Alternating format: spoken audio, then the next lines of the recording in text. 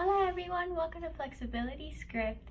This video is going to be going into some things that we can do to help our lower leg musculature. So the musculature in the calf. Specifically, I'm going to show you a technique that goes into helping the posterior tibialis. So the musculature that runs right along this inside of the leg.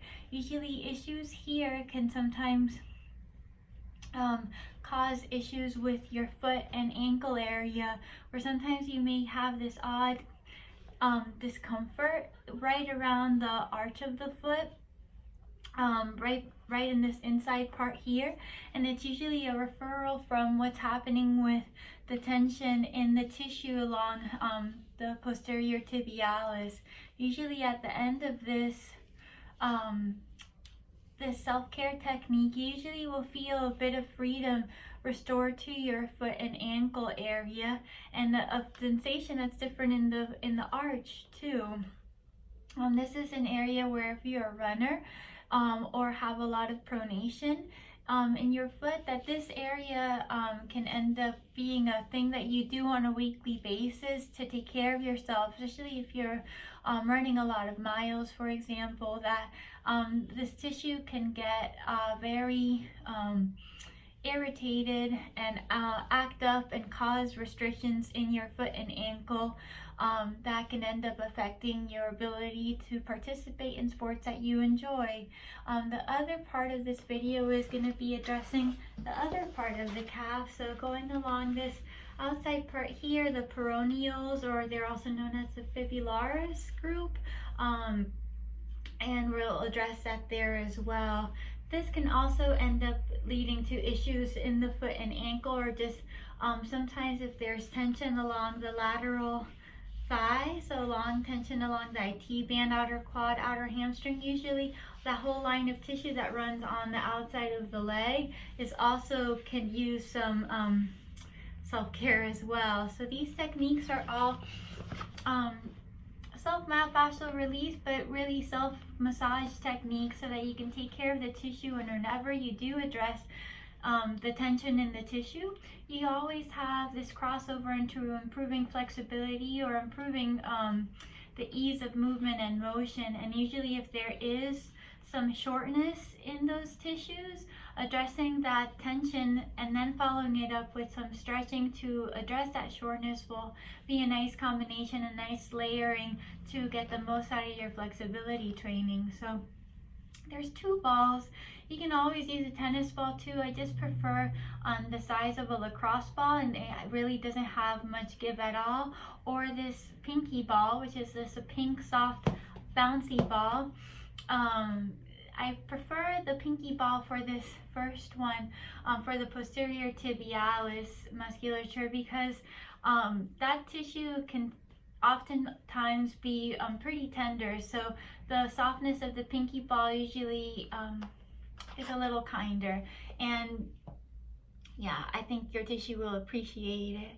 So from here, to find the posterior tibialis, if you were to feel along the shin here, that bone, that's your tibia. So we're going to be going posterior tibialis, means like posterior to the tibia, so it's actually coming behind here. If you were to find the tibia and then just come around to the side of it, you'd be coming a bit underneath it, and the technique we're using with the ball is that we're going to dig into that side here and then come underneath the bone here. So again, it's me coming in, and if I push up into it, then I'm in that posterior tib. So we do that with the ball where I'm not on the bone itself. I'm coming right underneath it. I'm digging in and then pushing upward. So in and up into that tibia. So I'm on the floor, so I'm going to do it from the floor, but I sometimes get into a comfortable seated position. So what's going to happen here is that ball, I'm going to be gently pushing it down and then pushing up to get into that posterior tibia. From here I can keep it there and start introducing some range of motion, so a couple of reps of maybe flexion extension at the ankle, and then a couple of reps where maybe I'm taking it and I'm circling one way and circling the other, all while keeping that tissue compressed. From there, for a couple of reps, I can move down to the next point here. Same thing, I'm gonna think push down, down, and then up. And as soon as I push down and up, I drop that post tib, and then I go into adding some range of motion to it. Usually as soon as you add that movement to it, you'll feel a bit of spiciness in that area. No wrong or right, and it's a matter of tacking that tissue down and then adding some range of motion work to help clear any movement restrictions. From there, I can move down again and continue that where I'm thinking push down, directly down, and then push up. And then once I'm there, point, flex, couple of reps. I usually go anywhere from 5 to 10 while keeping that tissue tacked down and add some range of motion to it as well. I can continue this down along, so I can be here, then keep traveling down about 5 to 6 points through, or I guess it really depends on the length of your calf, till right around where you're near that ankle bone, that medial malleolus, and I can be there as well, thinking down, pushing up, and adding that range of motion component too. So that's technique number 1. I usually start with that.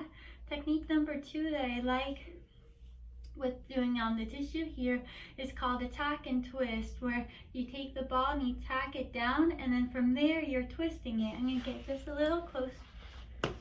So it's pretty much tack, and from there you twist that tissue underneath it. So tack and twist, and notice that when I rotate that I'm not doing this full rotation. That tissue is tacked down, and I can only move that ball just a little bit, twisting that tissue underneath it. So what's going to happen here, same thing, I'm going to be going along that same line of tissue there, but I'm going to tack and pin it in, same thing, down, up, and twist. And I can go down, push upward, twist, down, up, twist, and I keep doing that along the whole length of the tissue there. So tack, twist, let it go. Tack, twist, let it go. Tack, twist, let it go. And you keep going through and kind of freestyling all along. Usually that tissue that's closer, when you get closer to the ankle, that tissue is usually a little bit stiffer and doesn't have as much give. So that usually is the area I really love doing the tack and twist, to start freeing up those restrictions and having an effect really on our nervous system, trying to let go of that tension on our tissues and having this effect of improving range of motion. So push down, push up, add range of motion, and tack and twist. You can also, if you wanted to add a little extra tack twist, and while it's twisted, you can add that range of motion work too. So that's posterior tibialis. And usually when you stand and you walk around, you'll feel that difference in the calf, in the ankle, and at the foot when you address that tissue there. So number 2 is I really like, you can use either one, the pinky or the lacrosse. I like using the lacrosse ball for this one. So the tissue along the outer part here, the lateral calf here, is what we're going to be getting into. My favorite way to get into this when I'm using the ball is from a kneeling position. So what's going to happen here, I'm going to come into all fours. I'm going to turn this way here, and I'm going to do this leg. So what's going to happen here, this ball is running right along this lateral line. So again, I'm not on my, never on directly on my shin bone, I'm on the side of it, and I'm running along just as so, but I'm doing this while I'm kneeling. So what it looks like, I'm going to come to all fours, I'm going to scoot back just a bit, and I'm going to be taking that ball and I'm going to pin it right above the ankle bone. Now from here, that foot is turned inward, and I'm just going to be running that length of the lateral calf there, forward and back, just as so, nice and slow. Keeping it slow and steady really helps that ball sink into the tissue. Now as I roll forward and back, I can increase the intensity by shifting my weight back. And by shifting my weight back, I mean shifting my hips back. And when I shift my hips back, I put a little bit more load into that ball. So it really makes it a little bit more spicy. So what I tend to do is I end up finding a spot somewhere there along the lateral calf. And if I want more intensity, I can sit back and put a little bit more weight into it. And then from there, I start playing with a little bit of range of motion where I start wiggling the foot side to side or a little up and down, trying to get as much motion as I can. And the more I load and sit into it, the more intensity there's gonna be. And you just find that place where you feel comfortable being uncomfortable, meaning that if you had to ask yourself how much discomfort there is, you'd be saying a 7 or below. Below a 7 is a really good place to be. If it's too intense and you're like, ooh, this is like a 9, ease off of that tension, or you can grab a softer ball like that pinky ball. So again, from here, I'm rolling forward and back. I can play a bit and I can sit back into it as I roll that leg forward and back. If I come across a spot, I can sit and hold at whatever position I feel most comfortable, and then start adding some range of motion work to that area. Taking care of those tissues on the outside and inside of the calf really always have an effect on things that you may be experiencing with discomfort in your foot and ankle. And usually those areas of discomfort can all be, these two areas are all referrals for things happening like in the Achilles tendon area or in the heel or the arch of the foot. They all can refer from what's happening and how well this tissue is sliding and gliding and moving.